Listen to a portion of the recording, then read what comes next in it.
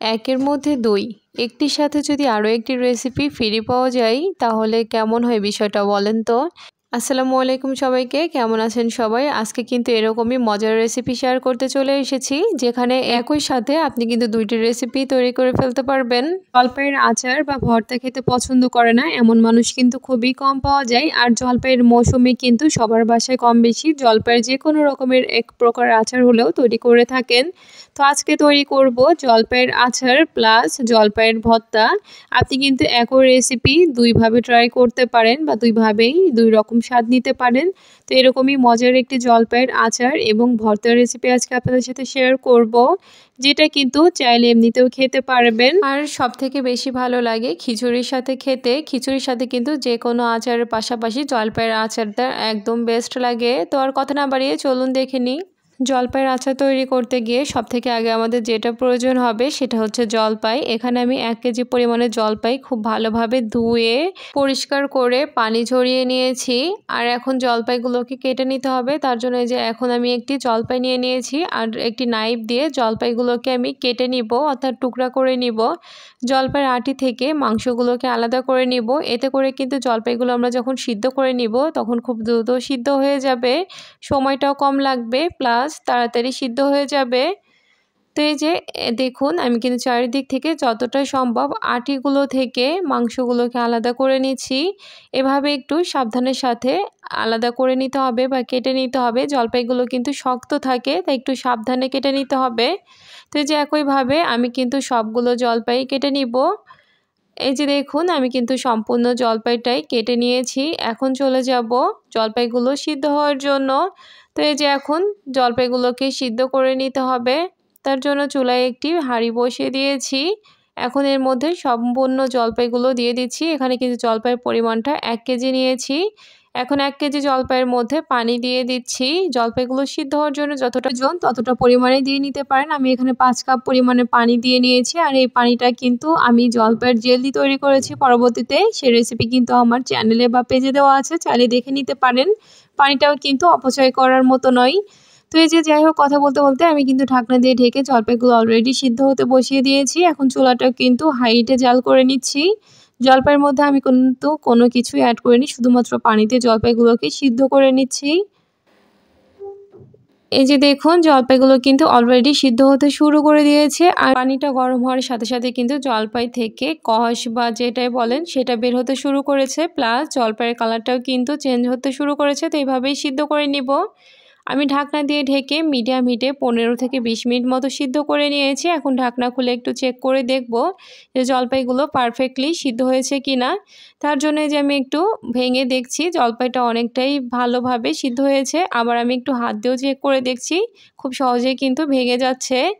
আর এভাবে কিন্তু বুঝতে হবে জলপাইগুলো কিন্তু ভালোভাবে সিদ্ধ হয়ে গিয়েছে। তো এই পর্যায়ে আর সিদ্ধ করার প্রয়োজন নেই। এখন চুলা থেকে নামিয়ে নিব।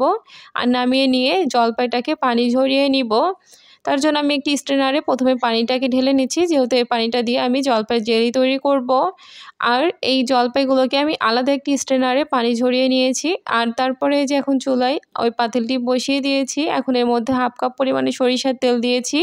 তেলটা গরম হলে এর মধ্যে গোটা রসুন দিয়ে দিচ্ছি শুকনো মরিচ গোটা, শুধুমাত্র ফ্লেভারের জন্য। আর এখন দিয়ে দিচ্ছি 5 ফোড়ন 1 চা চামচ পরিমাণে। আর এই সবগুলো মশলাকে বা উপকরণগুলোকে এখন তেলের মধ্যে কিছুক্ষণ ভেজে নিব, সুন্দর একটি ফ্লেভার আসা পর্যন্ত। এখানে কিন্তু অনেক বেশি মশলা ব্যবহার করতে হয় না।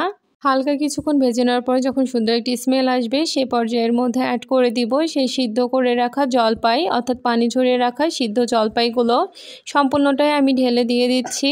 এখন মশলাগুলোর সাথে জলপাইগুলোকে হালকা কিছুক্ষণ একটু নেড়ে ভেজে নিচ্ছি বা মিশিয়ে নিচ্ছি। এখন এর মধ্যে অ্যাড করে দিব চিনি। এখানে আমি 1.5 কাপ পরিমাণে চিনি দিয়ে নিচ্ছি, তবে টেস্ট অনুযায়ী কম বা বেশি করে নিতে পারেন।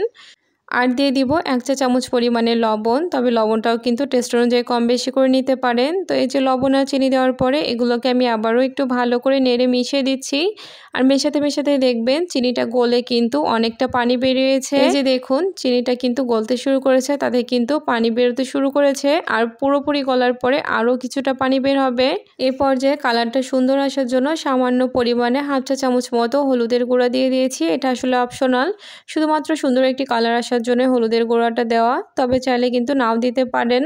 তো এই যে হলুদের গুঁড়াটা দেওয়ার পরেও আবার একটু অনবরত নেড়ে ভালো করে মিশিয়ে নিচ্ছি। আর মেশাতে মেশাতে কিন্তু চিনিটা সম্পূর্ণ গলে অনেকটা পানি বেরিয়েছে। এখন অপেক্ষা করব এই পানিটা শুকিয়ে আসা পর্যন্ত। আর এর মধ্যে কিন্তু একটি মশলা তৈরি করে নেব। তার জন্য চুলায় একটি শুকনো প্যানে দিয়ে দিচ্ছি 1 চা চামচ পরিমাণে 5 ফোড়ন, 1/2 চা চামচ পরিমাণে আস্ত জিরা, দিয়ে দিব 1/2 চা চামচ পরিমাণে গোটা ধনিয়া আর ধনে, আর দিয়ে দিব কয়েকটি শুকনো মরিচ। এটাও কিন্তু ঝাল এবং ফ্লেভারের জন্য। এখন এই শুকনো উপকরণগুলোকে একটু মিডিয়াম লো হিটে রেখে অনবরত নেড়ে ভেজে নিব সুন্দর একটি স্মেল আসা পর্যন্ত আর মুচমুচে হওয়া পর্যন্ত। এই যে দেখুন ভাজতে ভাজতে কিন্তু সুন্দর একটি ফ্লেভার ছড়িয়েছে আর মশলাটা কিন্তু খুব ভালোভাবে ভেজে নেওয়া হয়ে গিয়েছে। এখন এটাকে কিন্তু চুলা থেকে নামিয়ে এটাকে জাস্ট গুঁড়া করে নিতে হবে। তো আমি একটি ব্লেন্ডার জারে এটাকে গুঁড়া করে নিচ্ছি। আর অন্যদিকে কিন্তু আমার জলপাইয়ের সম্পূর্ণ পানিটাও দেখুন, দেখে নিশ্চয়ই বুঝতে পারছেন শুকিয়ে গিয়েছে। তো এ পর্যায়ে কিন্তু এই জলপাইটাকে আমি হালকা একটু এই স্প্যাচুলা দিয়ে ম্যাশ করে নিব। একদম পুরোপুরি ভর্তা করে ফেলা যাবে না, জাস্ট হালকা হাতে একটু ম্যাশ করে নিতে হবে, যতটা ম্যাশ করে নেওয়া যায়। তো এই যে দেখুন স্প্যাচুলা দিয়ে ম্যাশ করতে করতে দেখুন এইভাবে হয়েছে। তো আমি এভাবে কিন্তু রেখে দিব। আর সব শেষে এখন দিয়ে দিচ্ছি ভাজা সেই মশলা গুঁড়া। এখন এটাকে ভালোভাবে গুঁড়া মশলার সাথে মিশিয়ে নিব। ভাজা মশলাটা দেওয়ার পরে খুব ভালো করে মিশিয়ে নিচ্ছি। আর এই ভাজা মশলাটা মেশানোর সময় কিন্তু কালারটাও যেমন চেঞ্জ হয়ে আসবে, সেই সাথে সাথে কিন্তু স্মেলটাও অনেক সুন্দর আসবে, স্মেলটাও অনেকটা চেঞ্জ হয়ে যাবে। আর এই যে মিশিয়ে নেওয়ার পরে কিন্তু আর জাল না করে চুলাটা বন্ধ করে নামিয়ে নিব। আর নামিয়ে নেওয়ার পরে ওখান থেকে কিছুটা আমি জলপাই ঠান্ডা করে নিয়েছি। আর ঠান্ডা করার পরে এখন চলে এসেছি ভর্তা তৈরি করার জন্য। তার জন্য এই যে টেলে নেওয়া 2টো শুকনো মরিচ নিয়ে নিয়েছি। এই শুকনো মরিচগুলোকে এখন গুঁড়ো করে নিব, যেহেতু এর মধ্যে অলরেডি শুকনো মরিচ বা ঝাল অ্যাড করা আছে, তাই শুকনো মরিচের পরিমাণটা কম রেখেছি। এখন এর মধ্যে স্বাদের জন্য আমি একটু কাঁচামরিচ কুচিও দিয়ে দিয়েছি। এটা কিন্তু ঝাল এবং ফ্লেভার দুটোই বাড়াবে। আর তার সাথে দিয়ে দিচ্ছি পেঁয়াজ কুচি। পেঁয়াজ কুচির পরিমাণটা টেস্ট অনুযায়ী কম বেশি করে নেবেন। আর দিয়ে দিব অল্প পরিমাণে ধনেপাতা কুচি। এখন এইগুলোর মধ্যে অ্যাড করে দিব কিছুটা তেঁতুল। এটা কিন্তু এই ভর্তার স্বাদটা আরও বাড়িয়ে দিবে। আর সবশেষে দিয়ে দিব কাঁচা সরিষার তেল, অল্প পরিমাণে তেল দিয়ে দিব, জাস্ট সুন্দর একটি স্মেল আসার জন্য বা সরিষার তেলের ফ্লেভারটা আসার জন্য। আর ব্যাস এগুলোকে এখন ভালো করে ভর্তা করে নিচ্ছি। আর ভর্তা করে নিলে কিন্তু জলপাইয়ের আচারের ভর্তা একদম রেডি। এই যে দেখুন জলপাইয়ের ভর্তা কিন্তু একদম রেডি। এই ভর্তাটা চাইলে কিন্তু এমনিতেও খেতে পারেন, চাইলে কিন্তু খিচুড়ির সাথে খেতে পারেন, খুবই অসাধারণ লাগে খেতে।